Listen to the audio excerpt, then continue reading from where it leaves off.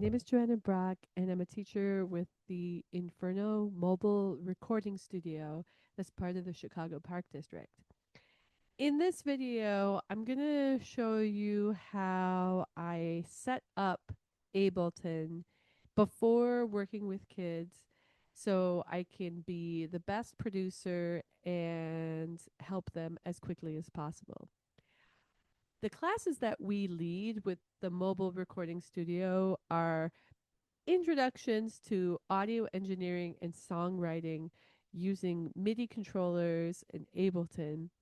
And typically, the students that we're working with don't have any experience working with these instruments, maybe don't have experience playing instruments at all, uh, and are really excited about the sounds that we're able to introduce them to.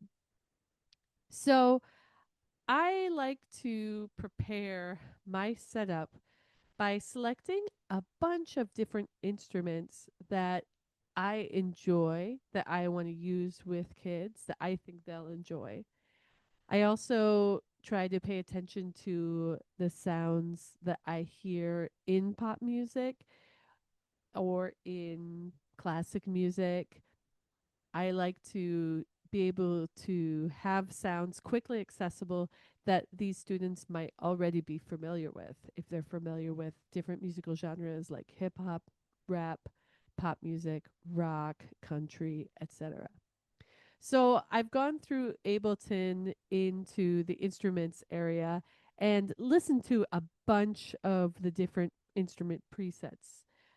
It's pretty easy to do with the drums, especially. You just select a kit and it'll play you the little sample there. I made a bunch of different choices and brought them over here, and I'm going to talk about that now. So, as you see, amongst the instruments I've already selected, I've got some pink tracks and some orange tracks.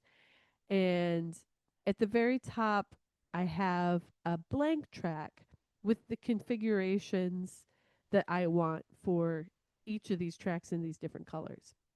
Let's talk about these orange tracks first. So if we look at my blank track, I've got a major pentatonic scale grid placed on it. That means that any note that is played using these orange instruments is going to fall within the notes of the major pentatonic scale, which is great. I also have an arpeggiator, so it will play an arpeggio, a sequence of repeated notes at different intervals, and that is also really fun for kids.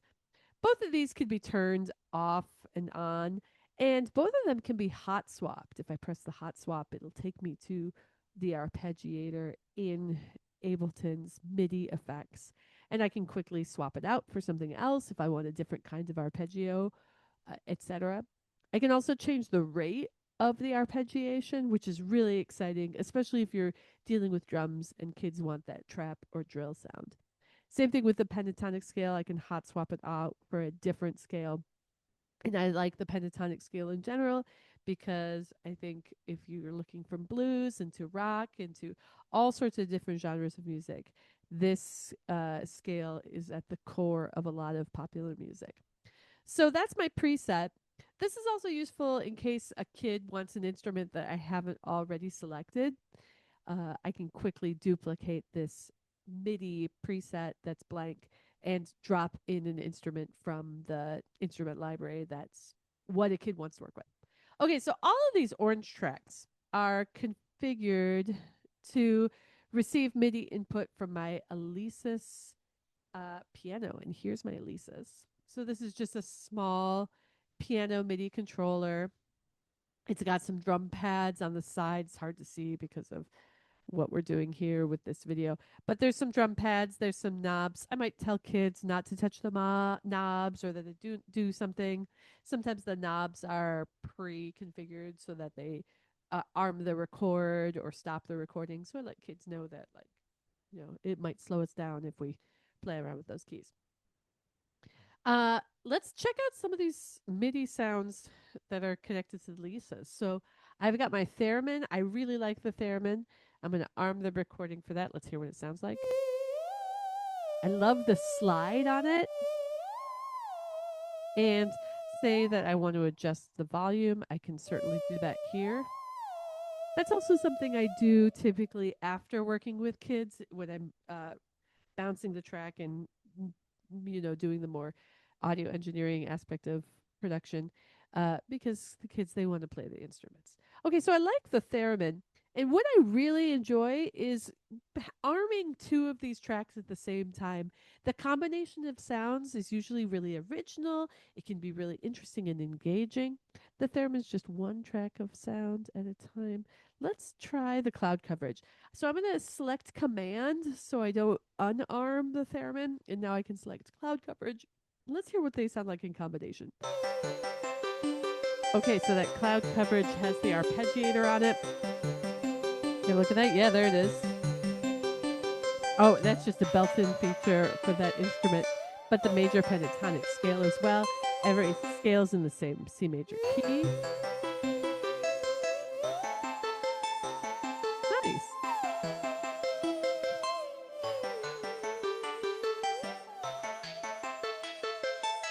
Cool. So that's a really original sound that kids will enjoy hearing and get a lot of satisfaction being able to quickly access that sound in working with you. This could be a melody in our track. This could be our lead melodic line, our lead chord line in our track. Okay, so we've got our Alesis, our keys set up. Let's take a look at these tracks down here. So these are all pink. And if I look at our default that's blank, I've got the arpeggiator set up, and all of these pink tracks are set to receive input from the nano pad, which is my drum sampler pad. Here it is. It's got the little trackpad on it, but I don't arm that because typically it's not consistent across all instruments, and we'll just get into that if we have more time than the introductory kind of lesson. But here's my nanopad. I like to tell kids that it's okay to hit this instrument. I'd like to tell them what pads to hit, but that a drum is to be hit, so you should try to hit it. Let's hear what some of these tracks sound like. I'm going to select command so I don't lose everything, and let's do the core kit. A little bit latency, but that's it. It's on its way. Okay, let's go to another one. I'm going to do so future, and I'm going to command unselect this so I don't lose the Alesis. That's kind of fun. Let's try another one. Let's try the Oracle. And let's command, and then we're going to take that. I got everybody. Everybody's still there. That's my one for today. So I've got a drum kit that's really fun. Kids are going to enjoy playing this, and that we're going to enjoy recording with it. I really also like to have some random sounds. For me as a producer, that keeps it interesting. I think kids find it engaging as well. And I like to, use my expertise, use my experience to make recommendations to students who are just doing this for the first time. So let's take a look at our random kit. Let's add this in. Okay, you hear that sound underneath. So some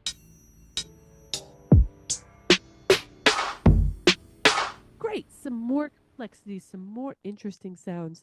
And that combination of instruments is original, it's different, it catches our attention. So let's try that together.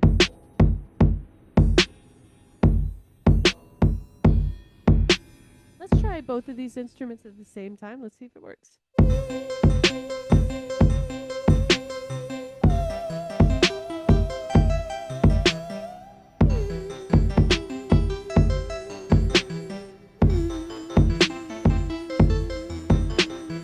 Okay, so I have my arpeggiator responding to the BPM setting that I have. Both instruments are playing at the same time. If I was the producer, I would have two different kids playing on each of these instruments, which is a really powerful experience for kids to have, where they're in the park with their friends, they're making music using MIDI instruments, that somebody's supporting them to help with the sound and the more technical aspects. And it's like they get a really quick and instant experience of being in a musical ensemble, being in a rock band, being in a group. It's really powerful for the students who enjoy it and who are willing to experiment with this kind of setup. Uh, thanks for checking this out with me. I really enjoy helping kids learn these instruments for the first time, and I hope this is helpful to anyone who's looking to do MIDI composition with students. If you have any questions, please feel free to contact the teaching artists at the Inferno Mobile Recording Studio, and I'll share more information about other aspects of my teaching setup with Ableton in future videos.